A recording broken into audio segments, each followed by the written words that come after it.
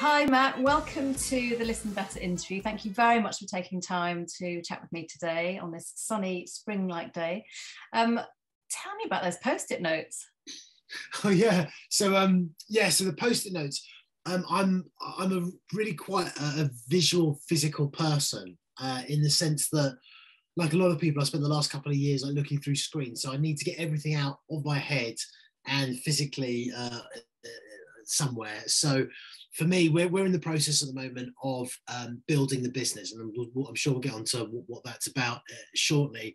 But the key thing is having an operations manual, which is what I'm working on at the moment.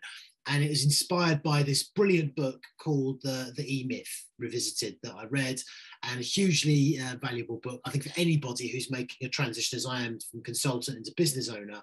But it essentially sort of sets out kind of how a company should operate and what it should do. So in effect, I've put buckets of like sales, marketing, governance, stuff like that, product development into these sort of buckets. And I use the Post-it notes as I have ideas to sort of get them out of my head and put them down there so that they're there for later and I can sort of look at them and mull things. So yeah, that's what the Post-it notes are for. Either that or I'm just pretending to be very startup-y. But the first answer is better, I think. Fantastic. So it's not a shopping list. It genuinely is work related. I'm pleased to hear it. Well, I look forward to seeing the PPR operations manual published one day. So just tell me a bit more about the business. What differentiates you out from other PR startups, and what are your plans? I suspect you're looking to scale, but tell me more. Yeah, that's absolutely right. So I suppose the business was born really, well, I suppose it had a number of different iterations as it sort of grew. It wasn't like I suddenly had a bolt from the blue and said, I'm going to build that business. Actually, what happened is I started out as a consultant and have gradually transitioned it into a business that I think will scale. But I suppose the real bolt came a couple of years back when I was working at a PR agency, and consistently we always struggled as an agency to deal with startups, partly because startups needed a lot more hand holding. They didn't like the sort of rigid retainer structure that is the norm in PR. And it struck me that sort of startups had a choice between going to a freelancer who usually charge day rates, or going to an agency that usually charge retainers. And agencies, unless they're startup specialists, don't tend to deliver very good value for smaller clients for the reasons I've just outlined. So I thought, well, what if there's a way to do it differently? So that's how we came up with this pay-as-you-go model. So essentially what we've done is we've taken every aspect of the PR in the round, and we've broken it down into little individual areas. So we do broadly consultancy, content and coverage, paid for advice, written content for media relations, and the actual outcomes of media relations, which is coverage. And within those different categories, we've broken down into different kind of what we call jobs, and those jobs are individually priced on a rate card. So we have a fixed price, almost like a food menu, a la carte, for the jobs that we deliver. And the way that we do it is that we get clients to pay up front based on what we expect them to spend, and then we bill them at the end of the month from that revenue. So that means our business is cash flow positive, but it also gives the client the flexibility of a kind of pay-as-you-go model without the burden of the sunk cost retainer, which creates challenges on both sides. So that's the sort of the broad premise of it. And the way that we envisioned scaling is by creating sort of sub-teams around specific disciplines, whether it's energy or education or whatever it may be, built around these sort of individual profit centers, as it were, and small teams where you have individual staff built, and then you have on top of that, you have freelancers who provide additional resource. It's quite a collaborative kind of structure, but it's almost like platform and operating system, and you've got, you know, effectively these individual satellites like apps. So the idea is it feels like a tech company, but it's actually, you know, people powered PR agencies, just structured differently. But the idea is that the standard ways of working, the price list and the methods is consistent across all verticals. But of course, in different verticals, the service offering is very different because it's based on the experience that those people have in market. So I sometimes describe it as like a francubator. We're incubating sort of small boutique agencies, but that deliver stuff in our method. So Frank, you are coming from franchise? Yes, that's right. So it's like a franchise in the respect that the model and the operation, almost like a platform and apps. So the platform is standard. There's standards, the way that operates, the governance structure, the processes, the back end, all of that is standardized, but the individuality and creativity comes from the individual satellites or apps on the platform, if you like. So we're effectively creating new satellites all the time. That's the idea. So it's a sort of franchise meets incubator. Interesting. So as you grow, I mean, I imagine there's quite a bit of explanation and education for clients, particularly startups who might be new to the whole PR model anyway. And I'm sure there's some marked benefits to it. But what would your worst critics say of the approach that you're taking? Oh, yeah. The dirt. Well, I'd say it's probably that it's confusing. It can be potentially confusing. I think the first point is that actually a lot of people that go and hire PR agencies don't really understand what PR is. I think particularly when we deal with marketing people who are often a bit more junior marketers, they sort of see sometimes PR as effectively a sales channel, when it's much more creative, unpredictable, volatile. So a lot of what we do is in sort of education. So we have to educate clients about what PR is in the first instance. Once you've got to that point, then you have to explain kind of how the pay-as-you-go works and why different things are charged the way they are. So the model requires explanation. It's not like you walk into a restaurant and you can see a wine list. We all understand that. But the way that our model works is slightly different. So that requires a bit of complexity. So with both billings, because billings go up and down because we're not charging a retainer, client might go, well, why is that there? And why is that? And how much did that cost? And so the issue is sometimes when you show more transparency, that can invite more questions and a lot, and that can be potentially a downside. But at the end of the day, I think for the most part, clients generally tend to value the flexibility, and we tend to pick clients that sort of get it, trust it, and don't worry too much about detail and just let us get on with it, knowing that at the end of the day, the transparency is there that if they want to go back to it, they can sort of check and evaluate. But yeah, that's probably the biggest criticism that clients will give us. And the other criticism, of course, is when companies are really early stage and don't attract the attention that they might otherwise do, that big brands do. They don't quite understand why that is. Why did Google get all that coverage, but me, an unknown startup that's never done anything, doesn't? And you have to explain that, and a lot of people feel, but my idea is really brilliant and innovative. Won't the media pay me any attention? Not understanding that kind of your impact on the world is more important to journalists than necessarily your novelty. So the clients can get a little bit upset about that sometimes, but for the most part, it tends to work. I can imagine there's some clear explanation around it. This is pay as you go, not payment by results, might be important. You're right. It's important distinction to make that, yes, the coverage element, we pay by the results, but it doesn't mean to say that we pay nothing until the results come, because there's obviously work to do. But the point of breaking it down into individual chunks and explaining what those chunks are and why you need to, for example, work out what a client has to say before they can say it, sometimes a client needs to have that explained to them, and that is a valuable thing in of itself.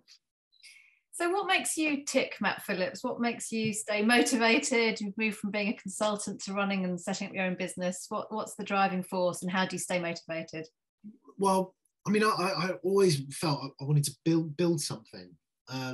There's part of that. I did a business degree, and I've always been fascinated by businesses, and I don't mind admitting that I'm a committed capitalist. You know, I do believe that businesses can have huge impact on the world positively, and I think particularly with startups, a lot of startups that are now forming to solve really significant large world problems, whether it's in, you know, reducing emissions or living more sustainable lives or empowering people in the future of work. A lot of startups are emerging that are born out of this desire to improve the world, and I always felt it's kind of brought together my desire to build a thing, to support and get behind those kinds of companies that are doing that to change things, and because, you know, I wouldn't say I've come up with my own solution to the world's problems, but what I can do is use what I've learned in terms of PR and communications to help other clients, companies to kind of break through and get that attention that they deserve in order to fulfill their mission. And I believe in that. So for me, it's the feeling that every time a piece of coverage appears for a client, you get that buzz of brilliant. That's going to connect them with more people. That's going to take them a little bit further to this goal that's usually rooted in a desire to do something really, really positive. And you're doing a bit to help them along their way. So I get enormous satisfaction from that. And then aside from that, it's all the other things that you need in order to retain creative and curious. And I read, I walk, I have my hobbies outside work, and those things are what you need, that balance, in order to keep yourself fresh. So you're committed to building a machine that's got the power to change behaviour via community. Yeah, completely. I mean, I think PR as a discipline can be undervalued sometimes. That ability to look at a company and go, actually, what can you offer, and how can I make them? You can do little. It might seem like little things, but these are often the moments of magic that you find in developing campaigns for clients and making sort of recommendations that can have a transformational effect on their business. And I get enormous satisfaction from that. So yeah, if I can build something that effectively is an independent of me functioning machine that can help more and more companies to go and fulfill their mission, then I'd be very, very happy if I can do that. So you've talked about all the things that you've learned along this journey. If you could apply that and take yourself back to your 18-year-old self, maybe paint a picture of where you were and what you were doing when you're 18, but what advice would you give yourself at 18? Okay, tip number one: forget about starting a record label, because that isn't going to happen. That was one, because that's what I wanted to do when I was 18. Similar kind of thing, but I've always loved my music. I massively love music, and I spent the first chapter of my career in the music industry, so I always wanted to do that, but I wouldn't have pursued that. I think it'd be to be an entrepreneur early, and to start and basically just not wait for it. Don't be passive. Don't wait for things to happen to you. I think when you go down that usual sort of path of leave university, go and get a job, do these things, you're very much passive to the things that move around you. And I wish I'd have taken a bit more control of my own destiny earlier, and actually just gone, right, had an idea and had that entrepreneurial spark, because I think it's always been in me, that desire to go and do my own thing. And I just wish I'd kind of capitalized on it earlier, because the earlier you start, the quicker you learn, the more you learn. You learn so much when you start your own company, that I just wish I'd done it a bit earlier. Well, and bought shares in Google, but that's another story. Well, never too late. And so congrats on launching PPR. You mentioned chapters in your book. Have you got a book in you? Or are we going to see something from you in the coming years? Well, I don't have anything quite up my sleeve right now, but I think I will start with, basics white paper. I think for us, from a marketing perspective, we haven't really got started yet. I think we're still in that prototyping phase where we're still trying to get the business to function before then cranking the handle to get more sales in. And a white paper is the obvious place to start in terms of it. And obviously, I've got quite a few thoughts on how PR can be specifically for startups. And I've done quite a lot of LinkedIn posts over the last sort of 18 months that can probably be consolidated into something pretty coherent. If not a book, then certainly an extended sort of white paper. And I would like to do that, because I do love to write.